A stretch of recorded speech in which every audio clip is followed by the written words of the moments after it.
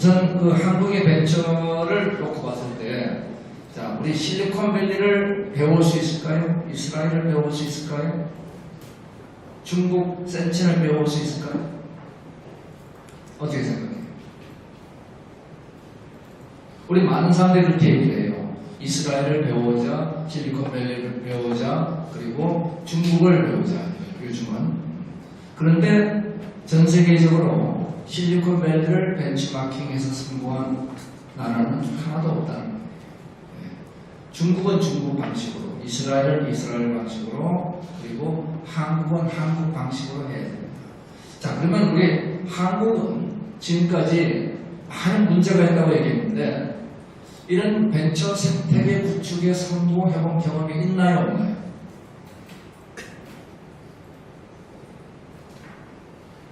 자, 우리가 있다 없다. 우리는 2000년도에 전 세계 최고의 벤처 생태계를 구축한다는 겁니다. 전 세계 최고의. 이스라엘이 배워보고 중국이 배우러 갔어요. 그런 우리 대한민국의 과거 경험을 우리는 무시하고 이스라엘과 실리콘밸리를 배우려고 해요. 이게 제대로 된 접근인가요? 한국에서 이미 성공해본 사례를 우리가 우선 벤처 정책을 위해서 다시 한번 리뷰를 해보겠습니다. 크게 봐서는 95년도에 제가 벤처기업협회를 설립을 합니다. 96년도에 코스닥을 설립하고 요해에 중소기업청이 설립되었습니다. 제가 한 건 아니고 97년도에 벤처기업 특별법을 만들죠. 그리고 98년도에 중소기업청이 작동하기 시작합니다. 98년 이전에 벤특법과 코스닥은 중기청과 관계없이 만들어진 겁니다. 이어서 글로벌화 기술거래소 이 만들어진 2000년까지가 제가 벤처 질풍노도의 시대라고 얘기를 합니다. 이 질풍노도의 시대 이후에 2002년부터 2012년까지 10년이 벤처 빙하기에 들어갑니다. 이때는 모든 벤처들이 움츠러들죠. 자, 그러면 우리는 어떻게 질풍노도의 시대가 95년부터 2년, 2000년까지 불과 5년 사이에 미국이 50년 동안 해온 이상의 성과를 한국이 왜 거뒀는가? 그 다음에 그것이 왜 10년간 빙하게 들어갔는가? 그리고 아까 우리 이영달 교수 발표 자료에 있듯이 2013년부터 어떻게 벤처 레네상스가 다시 시작되고 있는가? 이 역사적 관점으로 문제를 우선 보고 그 다음에 우리 현황 문제를 보도록 하겠습니다.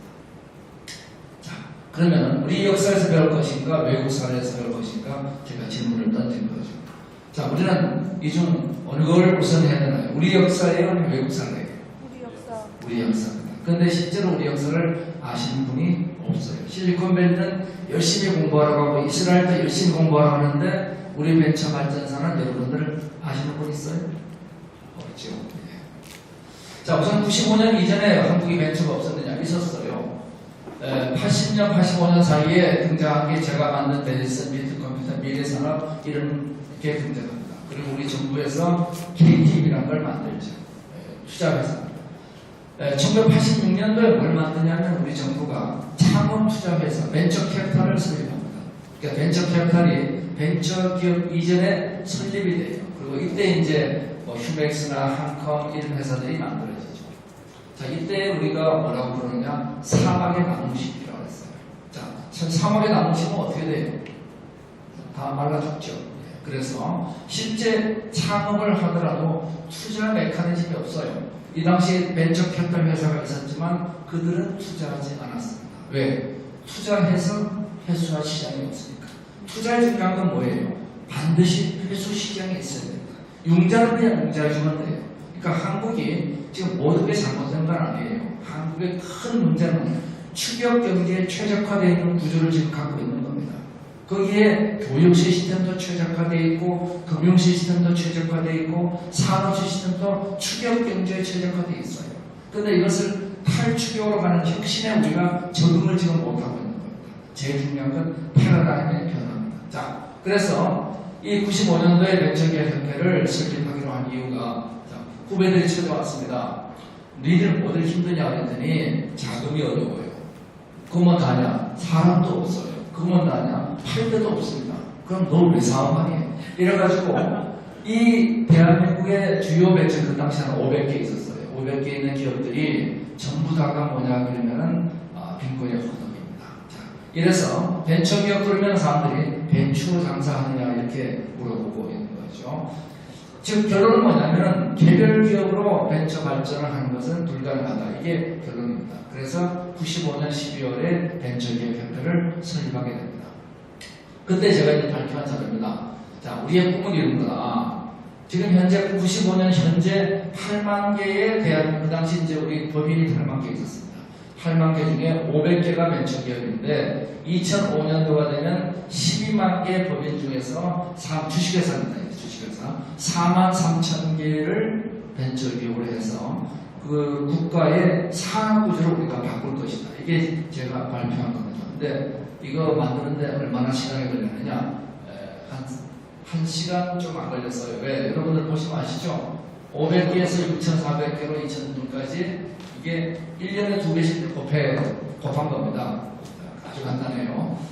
자, 그리고 제가 요 다음에는 좀 미안해가지고 조금 줄인 겁니다. 네. 만드는 데 1시간도 안 걸렸어요. 근데 이게 우리 12월 2일 날 창립 발표하고 나서 그 다음날 전국 각지 신문에는 4만 3천 개라는 숫자가 왜 2배를 합니다. 그러니까 신문 별로 믿지 마세요. 그 당시 이제 발표한 그 주요 내용이 이제 대한민국의 금융은 융자에서 투자로 가야 된다. 이게 투자가 없으면 벤처가 안 된다. 그리고 시장은 국내에서 세계로 가야 되고 급여는 어떻게 돈을 우리가 어떻게 벤처기업의 사람을 스카우트하면서 삼성전자보다 많이 줄 수 없잖아요.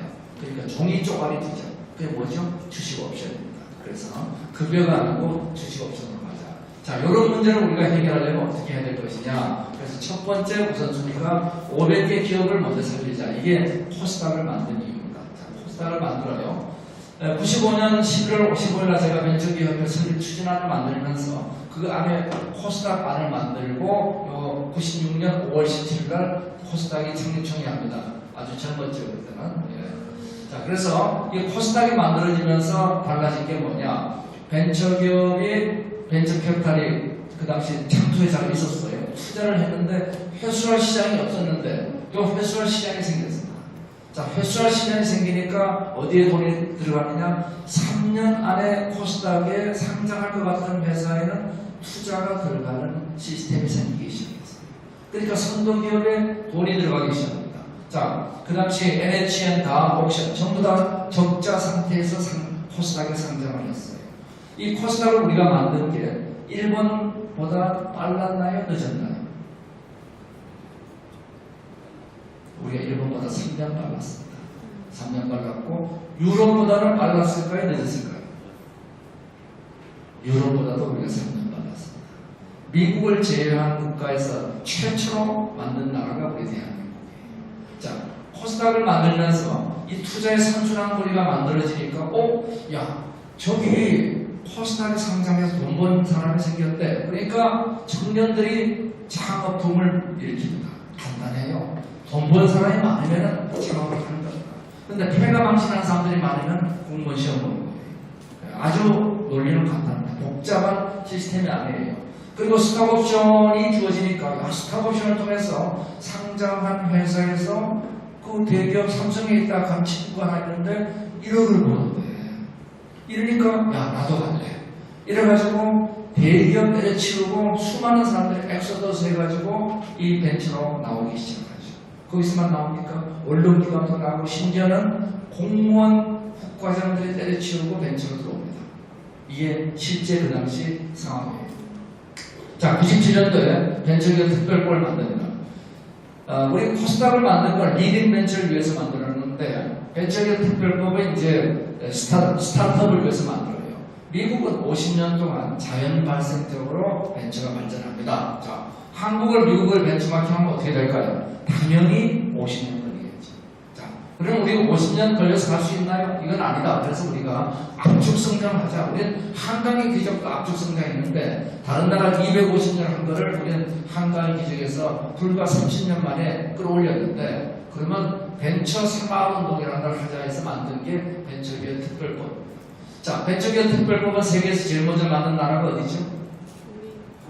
네, 이거 대한민국입니다. 우리의 독창적인 작품입니다. 이때 우리가 굉장히 고민을 했어요. 왜냐하면 이 당시 아무것도 없는 대한민국에 뭔가 씨앗을 뿌리려면은 이것을 미국식으로 가서는 시간이 너무 걸리니까 우리는 창업자금지원, 특별보조제도, 그 다음에 경영특례, 고급 스탁옵션 제도, 스탁옵션제 만들어지죠. 우리 벤처빌딩 이런 안들이 만들어집니다. 요 전체 기초하는 95년 12월 2일 날 벤처기업협회 설립하기 이전 준비 안에 들어있는 것들이. 이래서 벤처 산업 운동이 벌어집니다. 참고로 제가 이름 써놓은 건 이분들이 산업자원부 과장들인데 밤새워서 이 작업을 같이 했습니다. 전 세계에 없는 새로운 법을 만든 거니까. 그래서 이 그 법 중에 하나가 뭐냐면 벤처 빌딩 제도인데, 여러분들 구로에 가면 G밸리가 있습니다. G밸리에 12,000개의 벤처기업이 모여있는데 이게 전 세계 최대 밀집단지입니다. 자, 그런데 여기에 국가 예산이 얼마나 들어갔을까요? 들어간 거 없어요. 한 푼도 안 들어갔어요. 한 푼도 안 들어갔습니다. 그런데 이게 어떻게 가능했을까요? 그냥 벤처빌딩 제도라는 제도 하나가 딱 만들어집니다. 그래서 수도권 중과세를 벤처기업이 여러 들어와서 있으면 중과세를 면하게 해줍니다. 그러니까 여기에 어마어마한 변화가 생깁니다. 제가 코스센터 창립할 때 가서 창립 축사 강연을 했어요. 그 강연을 그 당시 부총리가 카피해가지고 곳곳에 쓰고 다녔는데, 그 당시 얘기가 뭐냐면 IMF 시절을 벗어나는 힘이 바로 벤처에 있다, 이렇게 얘기된 거죠. 자, 그래서 이제 코스닥이 뭐냐면은 선도 벤처를 이끌고 벤처법은 창업 벤처를 뒷받침합니다. 이게 양대 견인차예요. 그래서 한국의 벤처를 이끈 양대 견인차는 뭐냐? 요 두 가지예요. 근데 요 가운데 비어 있죠. 요 가운데 비어 있는 거를 만들기 위해서 그 다음에 만들어낸 게 기술 거래소를 만들게 됩니다. 그게 뭐가 필요하죠? 요 가운데는 여기는 IPO고 여기는 스타트업이고 여기 뭐가 필요하겠어요? M&A가 필요합니다.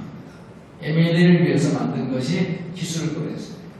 자, 그래서 98년도부터 이제 그러면 이제 97년까지 우리가 96년도 코스닥, 97년도 벤처법을 만들고, 자, 그러면 이제 마구 이제 스타트업을 만들어내야 되는데, 그러면 이 스타트업들은 다 어디에 있느냐 놓고 봤더니 얘들은 주로 석박사급의 기술자들은 70%가 국공립연구소와 대학에 있습니다.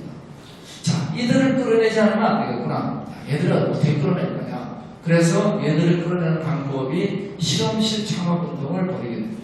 그냥 실험실에서 창업을 해요. 연구실에서. 그래서 이 실험실 창업을 뒷받침하는 최초의 국가가 대한민국이 된 겁니다. 자, 우리 대한민국의 최초의 제도입니다. 그래서 이걸 하기 위해서 제가 보니까 대학 평가제도, 행정규제, 자금조달, 주식옵션 병역 이걸 다 바꿔야 돼요. 그래서 이걸 다 바꾸기 위해서 마침 제가 그 당시 규제기업위원이 돼가지고 이 전체 규제를 다 바꿨습니다. 자, 바꿔가지고 이 실험실 창업운동이 만들어지죠.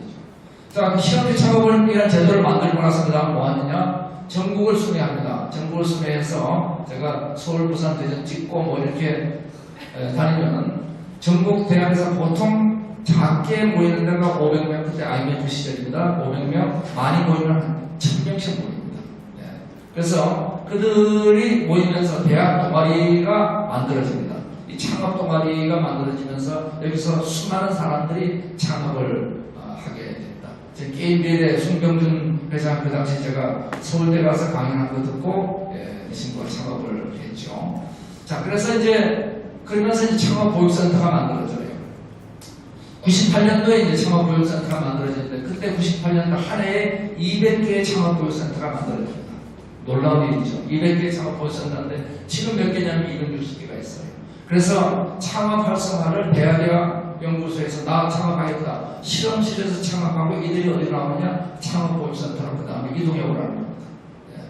자, 그래서 그 다음에 창업보육센터에서 만들어진 것들은 어디로 가느냐? 테크노파크로, 비즈니스 인큐베이터에서 테크노파크로 갈 수 있게끔 테크노파크 사업에 제가 추진위원장에 대해서 테크노파크 사업을 벌이게 됩니다. 이게 전국의 테크노파크인데 97년도에 최초에 만든 게 6개를 만들죠. 6개를 만들어서 그 당시 제가 우려했던 게 뭐냐면 이 테크노파크는 민간 주도가 돼야 되는데 만약에 이게 지방자치단체와 중앙정부에서 테크노파크 원장이 파견 나오기 시작하면은 망조가 된다.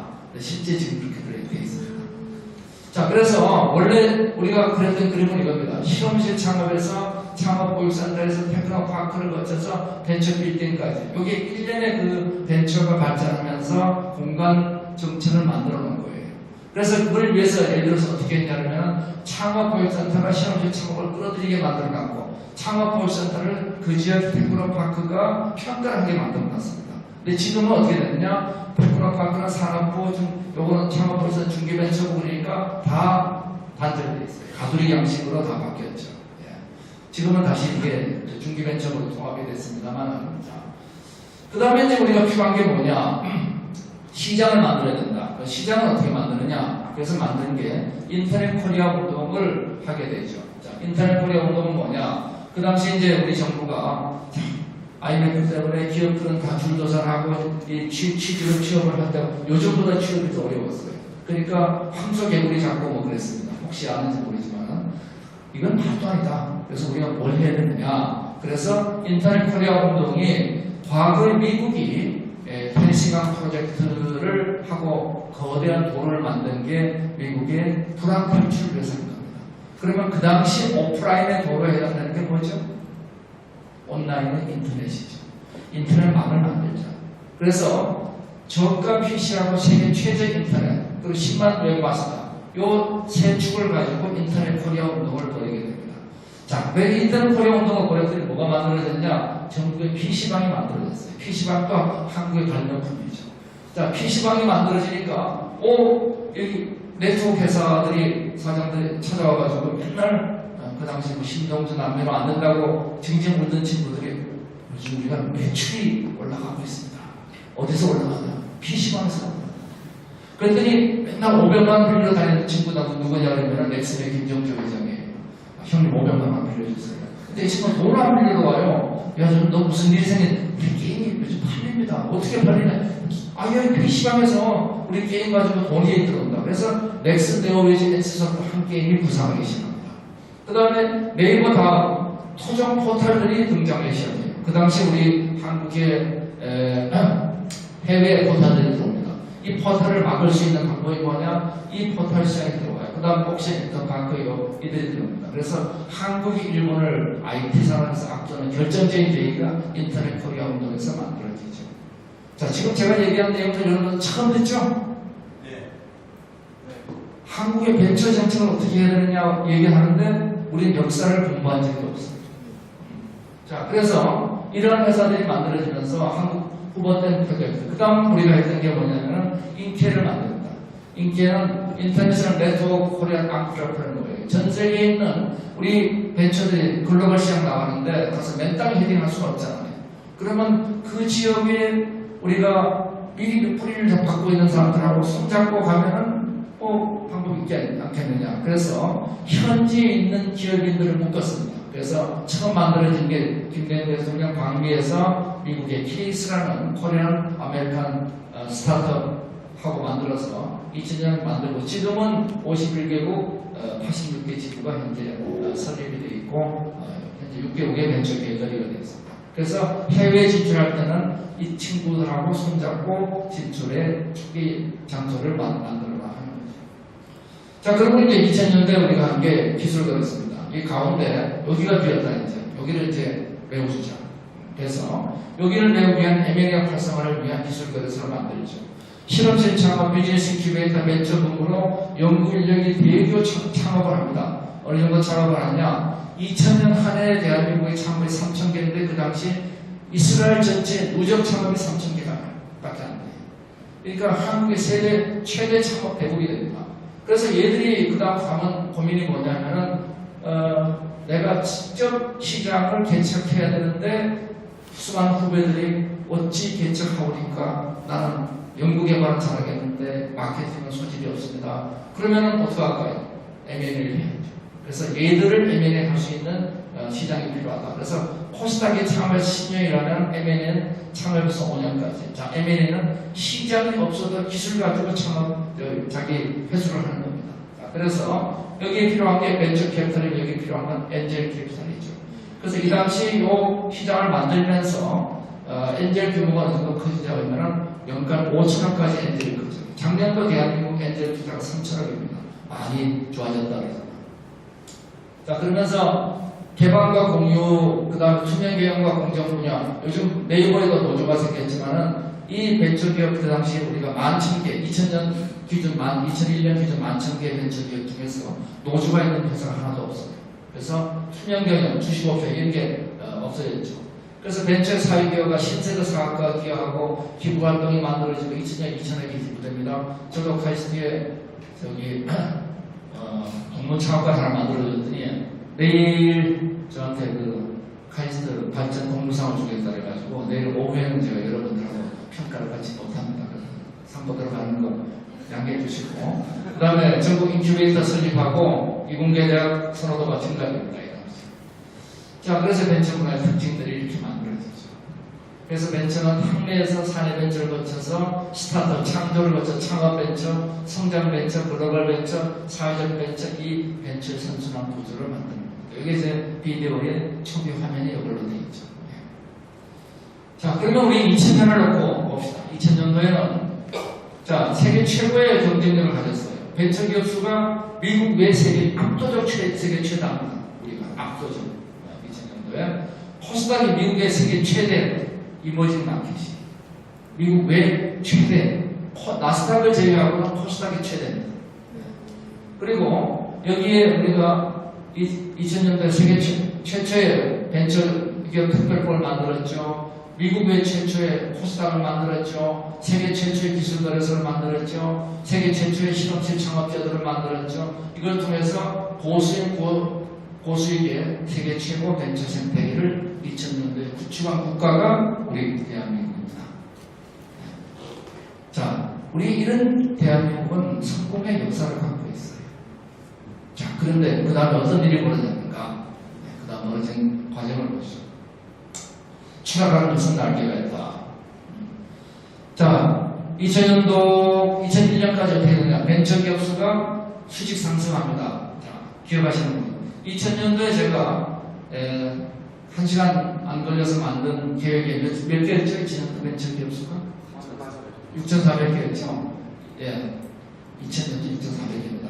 2005년도에 43,000개. 예. 그런데 2000년도에 그거 아무도 안 믿고 저도 안 믿었는데 실제 8,700개예요. 예. 저도 안 믿었어요. 근데 이게 이루어진 겁니다. 스톡옵션으로 벤처가 인지 유치됩니다. 자, 2000년도에 8,000명이 받고 대기업 기업 가치를 능가하고 코스닥이 코스피를 압도합니다. 그 다음에 놀라지 마세요. 2000년 5월 2일 동아일보 최고의 신랑감 벤처기업인이에요. 공무원이 아닙니다. 잘생긴 공무원 아니에요. 벤처기업인이 최고 신랑감이 된 거예요. 자, 그리고 이스라엘을 능가한 건 99년도입니다. 일본, 대만, 이스라엘을 훨씬 넘어섰다. 이래서 그 당시 이스라엘이 한국을 배우고 그 다음에 중국이 한국을 배우러 온 겁니다. 지금 우리가 하고 있는 킵스라는 제도가 뭐냐면은 한국의 비즈니스 인큐베이터를 이스라엘이 수입해 가서 이스라엘이 발전시킨 걸 한국이 다시 재수입한 게 킵스 제도예요. 자, 그래서 벤처기업이 이제 어떻게 망가졌느냐. 2000년도 말에 이제 미국의 나스닥이 폭락을 합니다. 여기 나스닥 폭락하니까. 요 과정하고 한국의 코스닥 폭락 과정이 같아요. 똑같아요. 예.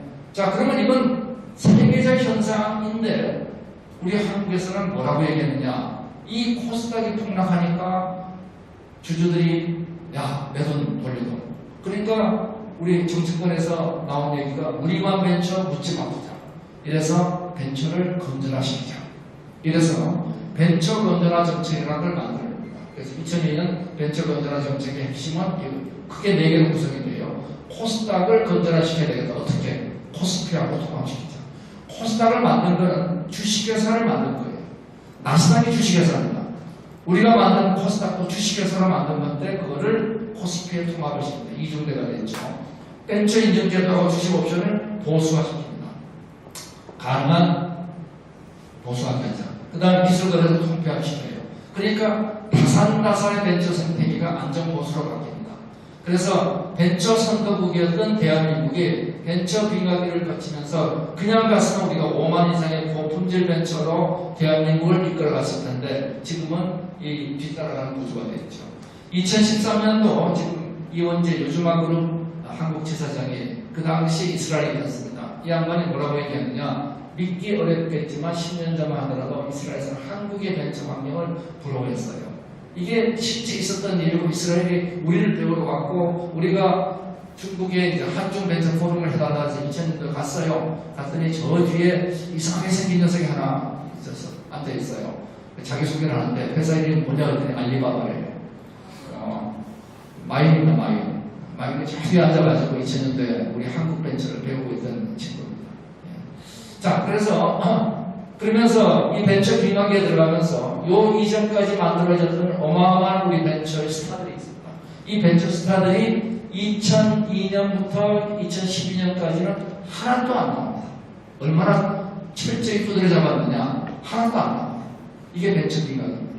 자, 벤처 빙하기는 4대 벤처를 건전화 정책으로 만들어집니다. 그러면 벤처 4대 벤처를 건전화 정책, 문제가 많죠. 자, 벤처 성과를 볼까요? 벤처 성과는 그럼에도 불구하고 10년 벤처 빙하기에 있음에도 불구하고 삼성전자보다 벤처의 총 매출액을 많습니다. 350조. 천억 벤처가 아까 봤죠? 572개라 그랬죠? 제가 끝자리는 됐습니다. 570개가 작년도 천억 벤처입니다. 2000년도에 제가 만든 회사 하나밖에 없었어요. 매출 천억 벤처가. 근데 그 사이에 그래도 570개가 등장했죠. 1조 벤처가 10개. 그리고 한국에 세계 1기업 130개 중 63개가 벤처기업입니다. 대기업은 양극화의 문제를 만들었지만 벤처는 양극화를 해소하죠. 자, 이걸 저만 이렇게 주장하면은 네 주장 아니야. 그래서 제가 쓴 논문도 있는데 찾아보면은 벤처 붐의 재평가라는 논문이 있습니다. 그런데 이미순 박사라고 중소기업 연구원 양반이 자기가 연구한 보고서가 있습니다. 그 보고서 잠깐 소개하게 돼요. 1차 벤처 붐의 성과에 대해서 96년부터 2001년까지의 벤처 확인수 뭐 쭉쭉 해가지고 봤다. 그랬더니 벤처기업 관련 주요 수치가 이렇게 해서 11,000개까지 갔던 게 7,000개로 줄고 벤처 빙하기니까 줄죠. 그 다음에 코스닥 상장수, IPO 수 이렇게 쭉 했습니다. 우선 생존율을 분석을 하면은 10년 생존율이 2000 벤처 확인기업, 인증 당시 창업기업 중에서 46.8%가 10년 생존합니다. 우리는 기업 생존율에 대해서 굉장히 헷갈리는 수치를 안고 있어요. 3년 생존율이 40%다 하는 수치가 하나 있고 30%라는 수치가 있고 50%라는 수치가 있고 그 다음에 심지어는 3년 생존율이 얼마냐 70%라는 수치도 있습니다. 이게 맞느냐? 다 맞아요. 자영업의 생존율은 30%입니다. 그 다음에 주식회사의 생존율은 50%대예요. 평균 생존율은 40%입니다. 3년입니다. 벤처기업의 생존율은 70%가 나와요. 그래서 우리는 잘못된 통계 수치에 오류를 안고 있죠. 자, 그래서 이 생존율을 놓고 보면은 한국의 생존율이 5년 생존율이 27.3%라 이렇게 나오는 이 수치는 뭐냐 그러면은 벤처기업의 생존율이 아닙니다. 창업기업 전체 생존율이에요. 그러니까 벤처 생존율하고는 완전히 다른 수치들입니다. 여러분들 보시는 것처럼. 그 다음에 일반 기업하고 벤처기업의 매출액과 그 다음에 이익률 차이 확실히 차이가 나죠. 그리고 이들 2,800개 기업을 96년도에 조사했는데 이 조사 대상 중에 무려 18%가 상장을 합니다. 그중 92%는 코스닥에 상장하고 나머지는 유가증권 시장에 상장하죠. 자, 그래서 우리가 배워야 될 걸 이겁니다. 요약해 보면은 우리는 벤처 역사에서 95년부터 벤처기업 협회가 만들어지고 벤처기업 협회가 주도해서 정책을 만들어냈습니다. 거의 다 벤처기업 협회가 주도한 정책들이에요. 98년부터는 중소기업청이 이제 정책 본부에 들어오기 시작하면서 중소기업청과 벤처기업 협회가 협력해서 벤처법을 수차례 개정해 나갑니다. 이때만 하더라도 정부에 있는 중기청의 국장들, 그 다음에 중기청장은 벤처기업하고 상의하고 일을 했어요. 그러다가 2000년도 IT법을 붕괴 이후에는 이건 너희들 얘기를 들으면 안 되겠어. 이제는 우리가 정책을 할 거야. 이래서 정부가 주도하는 정책이 벤처 건전화 정책이 나오죠. 이 벤처 건전화 정책의 결과가 뭐냐면은 생태계 파괴입니다. 그래서 10년 벤처 비명을 들어간 거예요. 이 벤처 건전화 정책의 손실이라는 건 4대강하고 비교가 안 됩니다. 4대강은 한 번에 24조 들어간 거예요. 몇 년만 하나에. 이 성과란 것은 1년에 350조의 지금 벤처 매출액이 2배 이상 클 거를 없애버린 게 지금 벤처 건전화 정책입니다. 이 당시에 어느 정도냐면은 벤처란 용어조차 못 쓰게 했습니다. 그리고 2013년부터 벤처 해명이 됐지만 아직까지 초기 생태계 복귀는 안 돼 있다. 자, 그 벤처 생태계 보건 문제를 우리가 보면은 첫 번째 코스닥 공유 문제입니다. 자, 이 코스닥이 나스닥은 이 당시 이렇게 붕괴했다가 지금 그 붕괴 이전보다 2배 이상 상승했어요. 코스닥은 돼 있습니다. 차이가 뭐냐? 나스닥은 내버려뒀고 코스닥은 거기다 벤처 건전화 정책이 들어간 거예요. 자, 벤처 인증제. 우리는 연도별 벤처 숫자가 이제 43,000개까지 올라갔다고 얘기합니다. 자, 그런데 큰 차이가 뭐죠? 이게 이제 벤처 빙하기 이전에 11,000개가 이렇게 줄었다가 다시 올라가는 겁니다. 근데 어떤 기업이 인증되느냐? 벤처 인증을 고기술, 고위험의 기술 개발 기업이 초기 벤처였습니다. 지금은 어떻게 되느냐? 지금은 기술 신용 보증기금이 보증하는 데가 벤처예요. 보증기금이지. 보증이란 건 뭐예요? 안 망한 기업을 보증하는 겁니다. 그러니까 하이리스크, 하이리턴 기업에서 로리스크, 로리턴 기업으로 벤처 인증이 이동해버린 거예요. 자, 이렇게 되니까 여기 기업은 별로 없습니다. 고성장 기업이 부재합니다. 그래서 코스닥에 통합되니까 회수 시장이 사라지고 그 다음에 벤처 인증 보수화가 되면서 스타트업에서 저위험 기업들이 벤처로 인증이 되고 이래서 전체 벤처 생태계가 성장 동력을 상승하는 잃어버리다가 주식 옵션 제도에서 인재를 끌어들이는 주식 옵션 제도를 보수화시키니까 사람들이 안 오게 됩니다. 그러면서 이제 벤처 가봐야 내먹을 게 별로 없어. 그러니까 어디로 가죠? 공무원으로 가거나 대기업으로.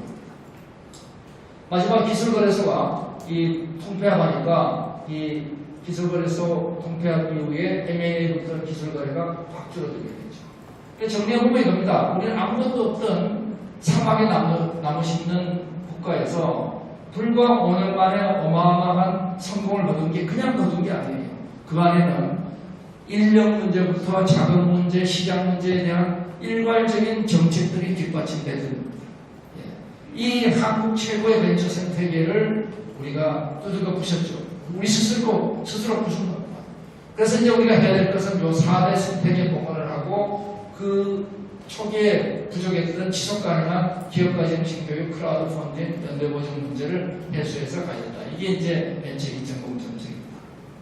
자, 그러면은 벤처 생태계 모델을 이제 보고 우리 벤처 정책 문제를 보도록 하겠습니다. 우리 벤처 생태계 모델은 얘기 드린 것처럼 이런 모델들이 있습니다. 자, 근데 이런 기존의 학자들이 만든 모델들의 문제는 뭐냐? 근본적으로 벤처를 실제로 해보면 부딪히는 크리티컬 패스에 대한 다이내믹한 문제가 안 다뤄져 있어요. 그래서 벤처 기업의 성공은 다른 거 없습니다. 연구에서 개발로, 개발에서 사업화로, 사업화에서 글로벌화로, 악마의 방 죽음의 계획 다이내믹화를 잘 건너는 데 있고, 그 다음에 실패했을 때 제도전을 잘 할 수 있는 이 구조가 4대 위험 구간이에요. 그래서 이 4대 위험 구간을 중심으로 벤처 생태계는 가치 창출과 가치 분배가 순환되는 겁니다. 그러면 이 순환되는 구조를 보면은 가치 창출을 주로 하는 기업 활동과 그 다음에 자본, 가치 분배를 하는 자본 활동 이 두 가지 패스로 만들어집니다. 그럼 어떻게 만들어지죠? 이렇게 4개의 강에 대해서 가치 창출 활동, 가치 분배 활동 이게 연결되어 있는 구조가 벤처 생태계 구조. 이게 저희 케이슨이 제시하는 코드 사이클 모델입니다. 이 코드 사이클 모델을 논문으로 쓴 양반이 여기 윤혜지 연구원입니다. 자, 자, 그래서 여기 앞에 스타트업 전략, 스케일업 전략, 글로벌화 전략이 벤처 생태계의 총체적인 전략이 되는 거죠. 이 쿼드 사이클 모델을 바탕으로 지금 기존의 정책을 분석해보면 이렇게 분석이 됩니다. 복잡하니까 지금 이런 분석을 해놓은 데가 없어요. 왜? 대한민국은 부처별로 자기 부처 것만 하지 전체를 이렇게 종합하지 않죠.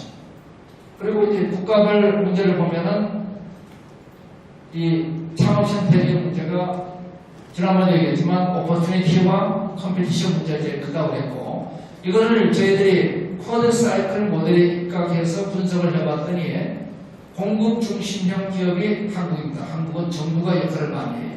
중국은 시장 지향형입니다. 완전히 우리하고 다릅니다. 일본은 기술 중심형입니다. 그리고 미국은 밸런스가 맞춰져 있습니다. 자, 그러면 한국의 문제는 뭘까요? 우리는 공급 중심의 사고를 갖고 있습니다. 이게 나쁜 게 아니에요. 한강의 기적을 이룩하는 과정에서 이 방식을 성공한 거예요. 그런데 성공이 실패의 어머니인 거죠.